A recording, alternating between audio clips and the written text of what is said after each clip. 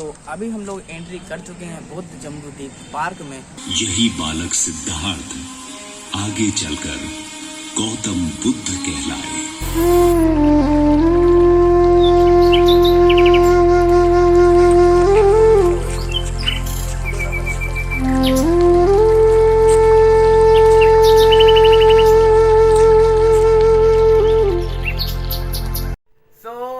Welcome back to my new blog. आज के इस ब्लॉग में हम लोग जाने वाले हैं सांची के बुद्ध जम्बूद्वीप पार्क में। तो जैसा कि मैं आपको बता दूं, वहां पर लेजर लाइट शो भी होने वाला है, तो उसे भी हम आपके साथ शेयर करने वाले हैं। तो चलिए चलते हैं।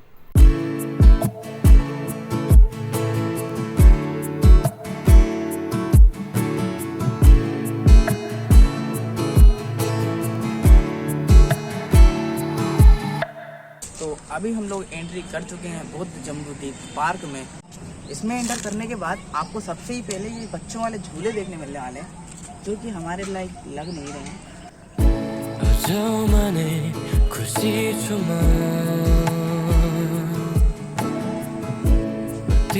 को परवाह छैन, तिमी जो साथ त आउने दिनको डर छैन। आशा छ माया हाम्रो टुटेर जाने छैन। मनभरि कति माया छ, तिमीलाई पो थाहा छैन। तिमी भएर अर्थ रह्यो मेरो सासको, तिमी बिना त जित पनि मेरो हार हो। अँगालन सम्हालन साचेर राख माया सबै, समेटेर साची राख उपहार भए मनै तिमीलाई। तो अभी हम लोग आ चुके हैं बाहर, और आप ये चेक कर सकते हो यहाँ पे कितनी हरियाली है। यहाँ पर सुबह आओगे तो भी आपको अच्छा लगेगा, बट मैं आपको ये सजेशन देने वाला हूँ, यदि आप रात के टाइम पे आओगे ना, तो आपको बहुत ही आनंद की अनुभूति होने वाली है, क्योंकि यहाँ पे जो लाइटिंग जो होती है ना, बहुत ही प्यारी लगती है। और अभी हम यहाँ से आगे ही जाने वाले हैं। यदि आप चाहो तो यहाँ पे गाड़ी की व्यवस्था की हुई है, आप चाहो तो उससे भी जा सकते हो, अलग पेमेंट पे करके। वैसे मैं यहाँ पर बहुत पहले आया हुआ था, जब इसका प्रोसेस चल रहा था बनने का। अब ये बहुत ही सुंदर बन चुका है यार, इसे आप चेक कर सकते हो। तो थोड़े से अंदर चलने के बाद आपको ये बैठने की भी जगह दिखने वाली है, जो कि इस पेड़ के नीचे ही है। और हम चलते हैं, आपको आगे का व्यू भी दिखाते हैं। तो अभी हम लोग प्रवेश कर रहे हैं चंद्रवाटिका बाल उद्यान में। सारे राम्री देखिन्छौ तिमी, हाँसोले मुहार ढाक्दा तिम्रो पाउँछु हराएको म। निगाली हेर्दा आँखामा तिम्रो, तिमी भएर अर्थ रह्यो मेरो सासको, तिमी बिना त जित पनि मेरो हार हो। अँगालन सम्हालन साचेर राख माया सबै, समेटेर साची राख उपहार भए मनै तिमीलाई।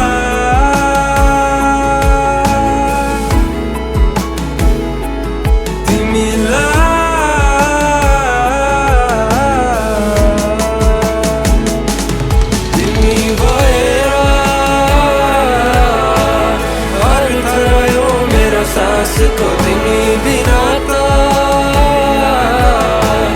जित पनि मेरो हार हो। अँगालन सम्हालन साचेर राख माया सबै, समेटेर साची राख उपहार भए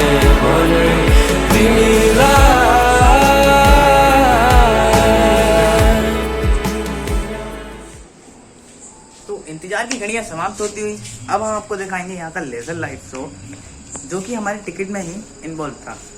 तो गाइस मैं इसको अलग से रिकॉर्ड कर रहा हूँ। ये शो देखने से पहले कानों में हेडफोन जरूर लगा लेना यदि हो तो।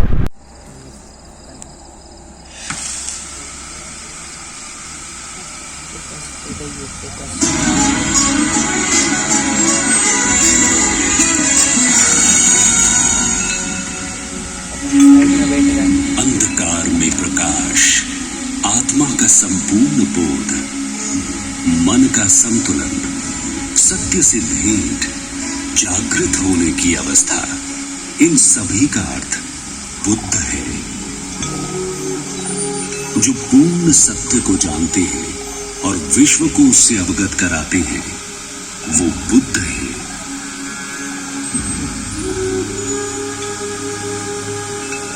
जो सांसारिक दुखों का कारण भी जानते हैं और निवारण भी, वो बुद्ध है।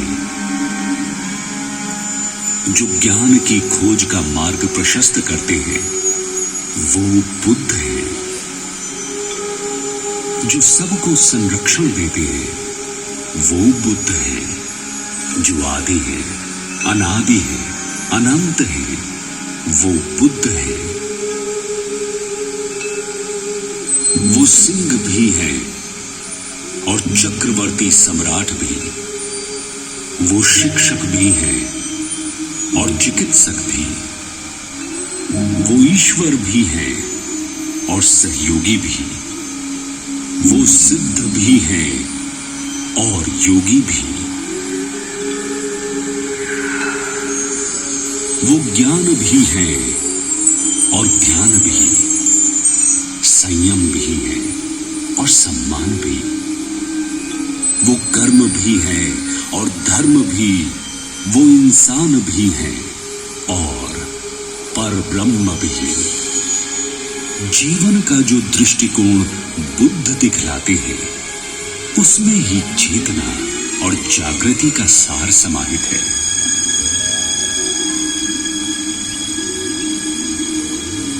इस अनंत सोच का जन्म, जो आज विश्व में चहुं ओर उजागर है, जिस बालक के रूप में हुआ, उसके जन्म की कहानी भी उतनी ही रोचक है। ब्रह्मांड में होने वाले अकल्पनीय बदलाव कई बार स्वप्न के रूप में अपनी अनुभूति करा जाते हैं।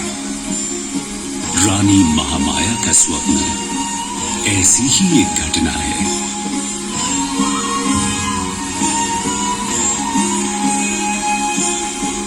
ये बात है आज से लगभग 2500 वर्ष पहले की। कपिलवस्तु नाम के एक समृद्ध राज्य पर महाराज शुद्धोधन का शासन था। एक रात राजा शुद्धोधन की पत्नी महामाया को एक विचित्र किंतु विहंगम स्वप्न दिखाई दिया। उन्होंने देखा कि 4 देवगण उन्हें उठाकर पर्वत श्रेष्ठ हिमालय पर ले जाते हैं और एक साल के पेड़ के नीचे एक सुसज्जित शैया पर उन्हें लिटा देते हैं। तभी उन देवगणों की पत्नियां आती हैं और महामाया को उसी पेड़ के पास मौजूद अनुतत नामक सरोवर में स्नान करवाती हैं। इसके बाद महामाया को दिव्य परिधान धारण करवाए जाते हैं। तरह तरह के इत्र उन पर छिड़के जाते हैं। दिव्य पुष्पों से उन्हें सजाया जाता है और फिर एक अद्भुत स्वर्ण शैया पर लिटा दिया जाता है। ये दृश्य इतना आकर्षक था, मानो तीनों लोग एक स्वर में किसी अत्यंत महत्वपूर्ण क्षण की गाथा सुना रहे हो। इन करतल ध्वनियों और अप्रतिम सौंदर्य से भरे वातावरण में एक श्वेत गजराज प्रकट होते हैं। 6 दांतों वाले ये गजराज अपनी सूंड में कमल पुष्प लेकर आगे बढ़ते हैं और महामाया के गर्भ में उनकी दाहिनी दिशा से प्रवेश करते हैं। तभी महामाया की निद्रा भंग होती है और अपने स्वप्न को लेकर वो अत्यंत विस्मित होती है। गजराज को आने वाले किसी बड़े उद्देश्य का संकेत मानकर वो महाराज शुद्धोधन को इस स्वप्न से अवगत कराती है। ये सुनकर महाराज शुद्धोधन विद्वान पंडितों और ज्योतिषियों के पास विमर्श के लिए जाते हैं। महाराज, आप अत्यंत भाग्यशाली हैं। देवताओं ने हमारी महारानी को इस युग के अति महत्वपूर्ण कार्य का निमित्त बनाया है।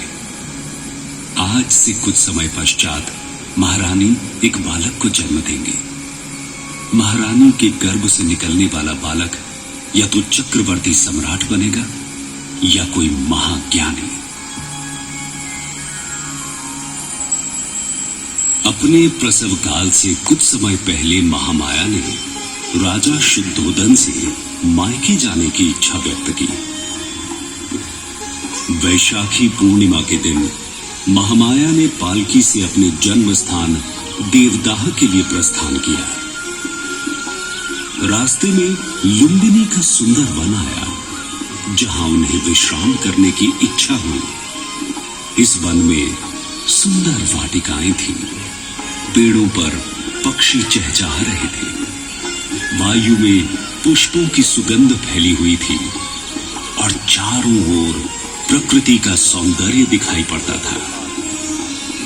ऐसे मनमोहक वातावरण में महामाया के गर्भ से सिद्धार्थ ने जन्म लिया। एक प्रसिद्ध लोकोक्ति के अनुसार जन्म लेते ही उस बालक ने 7 कदम चले और उसके हर कदम पर एक कमल का पुष्प पृथ्वी से बाहर निकला। यही बालक सिद्धार्थ आगे चलकर गौतम बुद्ध कहलाए। जीवन के 21 वर्ष भोग, विलास और राजसी वैभव में व्यतीत करने के पश्चात आयु, रोग और मृत अवस्था का चक्र देखकर गौतम को जीवन की व्यर्थता का अनुभव हुआ। कामना और वेदना से परे जीवन की कुंजी उन्हें पुकार रही थी। ऐसी विचलित अवस्था में उन्होंने अपने पिता से कहा, संसार में जहां देखता हूं वहां दुख ही दुख भरा है। किसी को बुढ़ापा सता रहा है, कोई रोग से ग्रस्त है, किसी की मृत्यु हो रही है, कोई किसी दुख के समुद्र में डूब रहा है। सभी प्राणियों का जीवन दुखों और कष्टों से भरा हुआ है। इन महादुखों से मुक्त होने के लिए मैं सांसारिक सुखों का त्याग करूंगा। अर्धरात्रि को वो उठ खड़े हुए।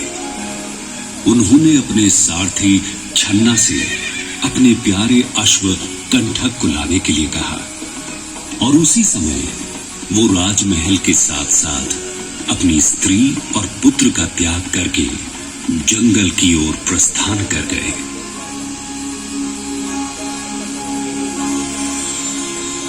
अपनी यात्रा करते हुए उन्हें विभिन्न तरह के अनुभव हुए और प्रत्येक अनुभव उन्हें एक नए दृष्टिकोण की ओर ले जाता था।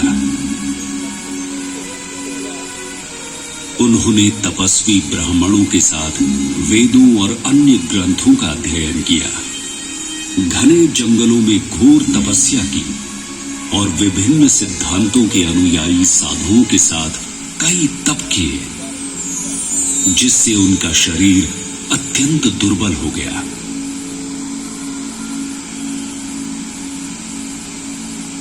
परंतु न तो उनकी मन की समस्याओं का समाधान हुआ और न ही उन्हें आत्मिक शांति मिली।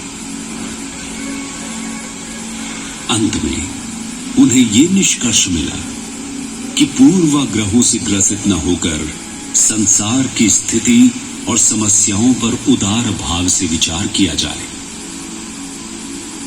इसी मार्ग पर चलकर उन्हें हृदय में सत्य ज्ञान की प्राप्ति हुई।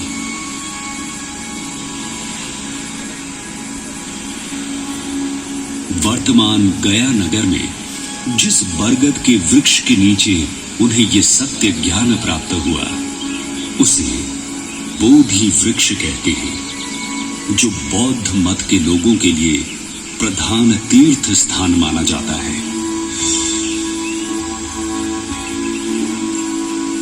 इसके बाद बुद्ध सारनाथ पहुंचे, जहां उन्होंने 5 ब्राह्मण सन्यासियों को अपना प्रथम उपदेश दिया, जिसे बौद्ध ग्रंथों में धर्म चक्र प्रवर्तन नाम से जाना जाता है।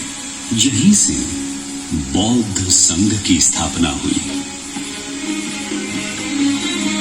भारतीय उपमहाद्वीप में बुद्ध की शिक्षाओं का प्रसार दूर दूर तक हुआ और वहां से ये शिक्षाएं पूरे एशिया भर में फैल गई। बौद्ध धर्म विश्व का ऐसा पहला धर्म है जो अपने जन्म स्थान से निकलकर पूरे विश्व में जन जन तक पहुंचा। आज विश्व भर में बौद्ध धर्म के करोड़ों अनुयायी बुद्ध के संदेश का अनुसरण करते हैं। भारत, चीन, जापान, रूस, France, Brazil, Singapore, Korea, Thailand, Cambodia, Sri Lanka, Nepal और भूटान जैसे कई देशों में बौद्ध धर्म का प्रसार हुआ है।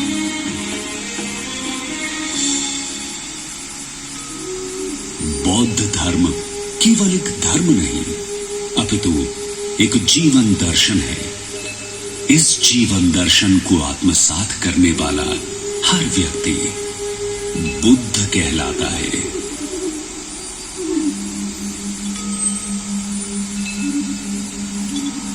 बुद्धं शरणं गच्छामि।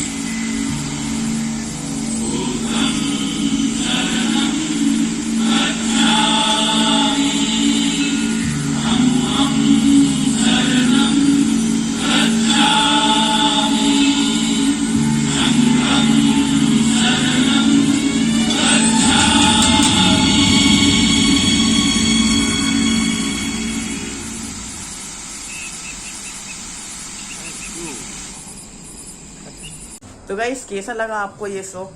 फिलहाल आज के लिए तो इतना ही, अभी हम लोग घर जाने वाले हैं। तो मिलते हैं आपसे अगले ब्लॉग में, तब तक के लिए take care, tata bye bye.